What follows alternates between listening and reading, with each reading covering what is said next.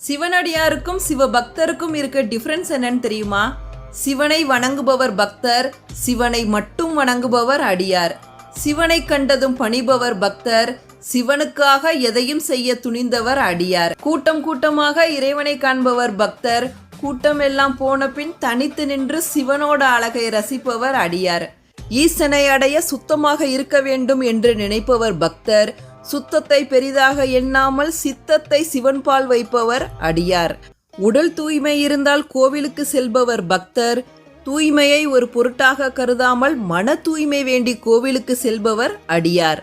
சிவனுக்கு அர்ச்சனை செய்வதற்கு கோவில் செல்பவர் பக்தர், சிவனை பாடி ஆனந்தமடைய கோவில் செல்பவர் அடியார். அறமல்ல சிவம் என்று உணராதவர் பக்தர், அன்பே சிவம் என்ன உணர்ந்தவர் அடியார். மறைக்குள்ளும் முறைக்குள்ளும் உள்ளவர் ஈசன் என்று நினைப்பவர் பக்தர், ஈசனை அடைய மனமும் ஒளியும் தடங்களில்லை,